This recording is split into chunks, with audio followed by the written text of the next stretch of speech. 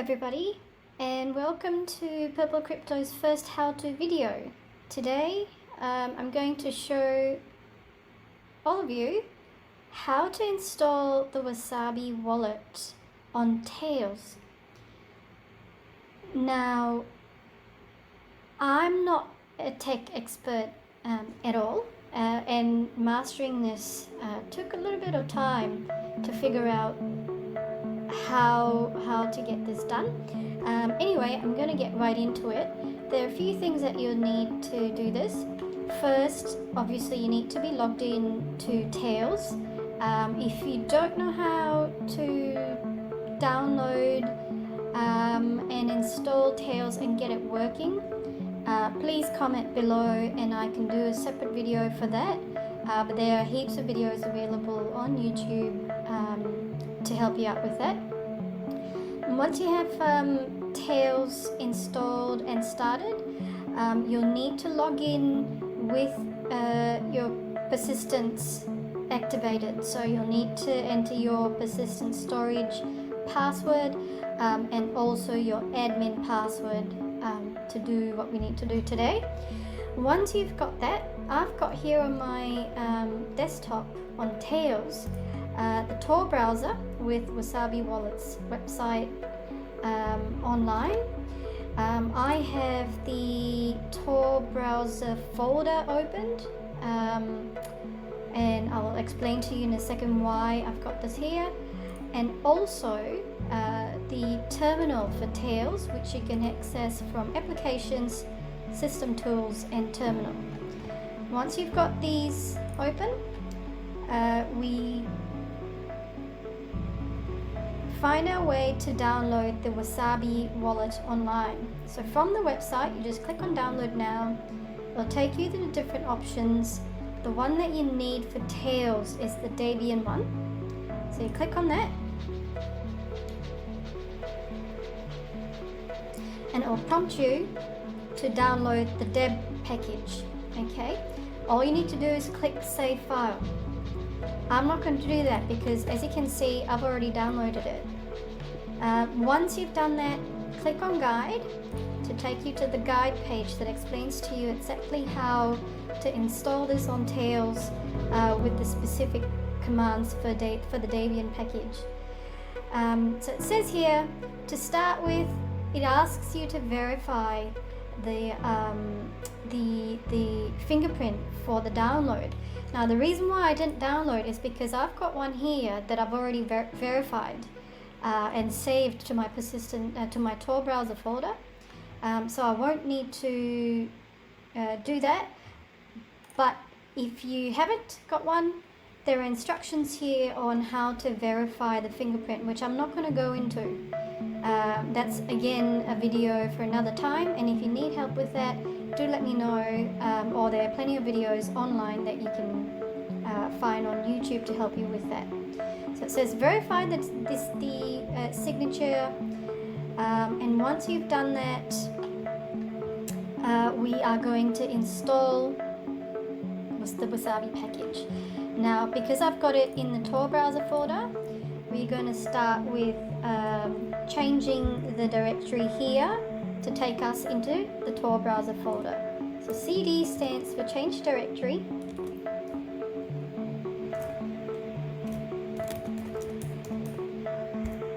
So you type it exactly as per how I've typed it, and it takes you to the Tor browser folder.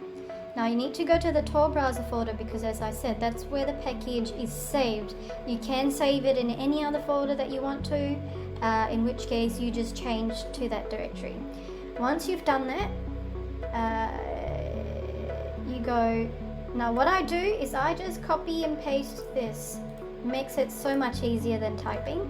I copy that and I right click and paste. Okay, as you'll see, it's the exact same package that I've got here. This is the install command. Now this is where you've got to enter your admin password, which you would have set up when you started Tails. Okay, so I'm going to put mine in. And it starts installing Wasabi. While it's doing that, what I've found, I mean, Tails is Electrum, okay? And from what I've read, there are some minor issues with using Electrum. It might not be that secure. And I discovered Wasabi Wallet. And what I really like about it is I can save the wallet information, which I'm going to show you today, in persistent storage, and load the wallet with just copying and pasting the wallet information that I've saved in persistent storage, and I love that. I'm going to show you how to do that today. So that's done, okay? It has set up Wasabi. Now what I like to do is to actually go offline now. I like to load Wasabi without being connected to the internet. Okay, so network's off now. And to load Wasabi, you can do it two ways. You can either go to applications, and I believe it's, where is it now? Here it is, Office, Wasabi Wallet. You can just click on that and it loads, or you can load it from here by just typing in Wasabi. And there we go. We've got our Wasabi wallet. Now, the first screen that you will see is for you to generate, this being a new Wasabi wallet, well, a new Wasabi installation with no wallets generated at the moment, it gives you the option to generate your first wallet.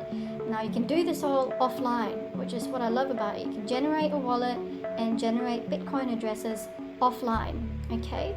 The thing that you'll need to do, first of all, is to choose a password. Following that, which you'll need to keep safely. You'll have your password and the 12-word seed, both of which you'll need to store safely in case you lose access to your wallet that you've saved in persistent storage.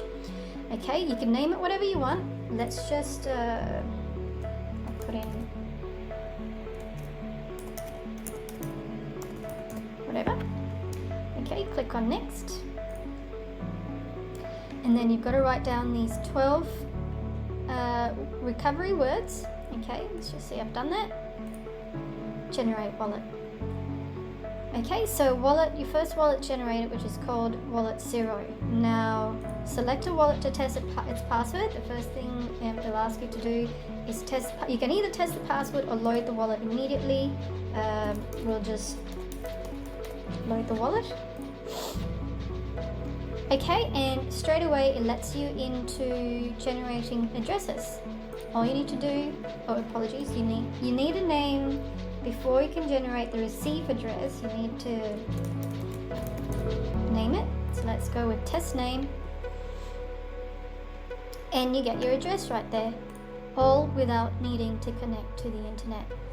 Okay, which is just great.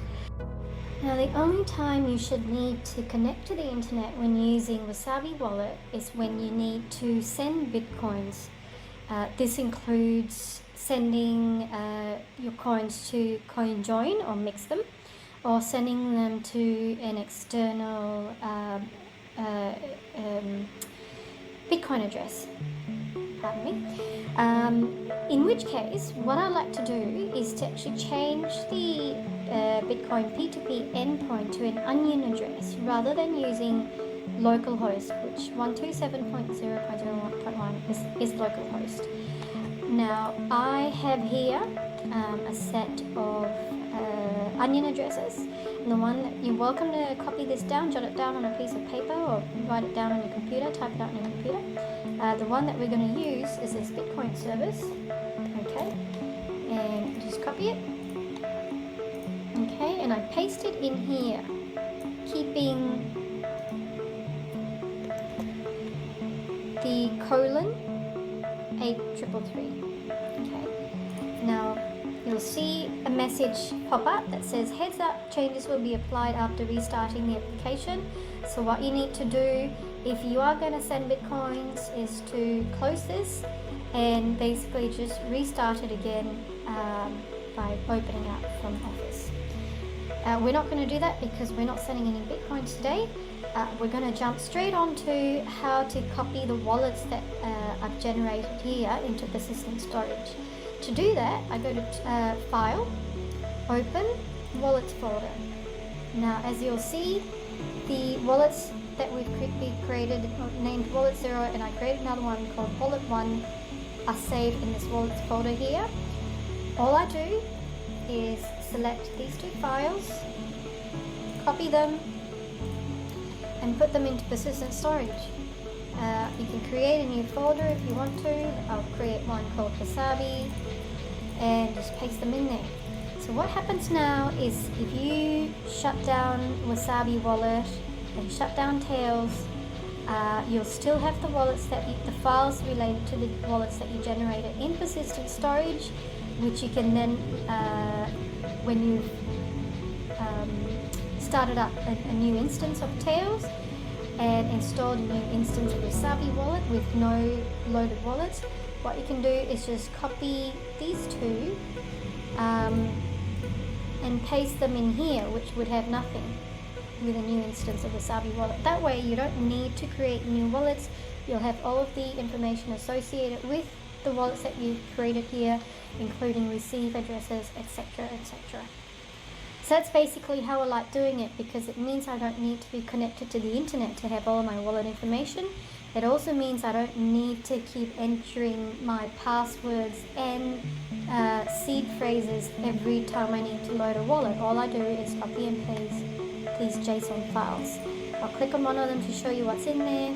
It's basically got all of the information associated with every wallet. So needless to say, these should be kept secure. You should probably even keep a backup of these wallets on a separate hard drive or a separate SD card. And that's it for today. If you would like for me to show you what I do when I shut down this instance of Tails, restart Tails and reinstall Wasabi Wallet, and what I do to copy these files from the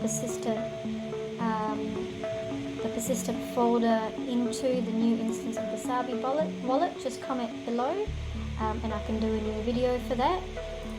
Other than that, what I would suggest is to visit the FAQ page on Wasabi Wallet's website.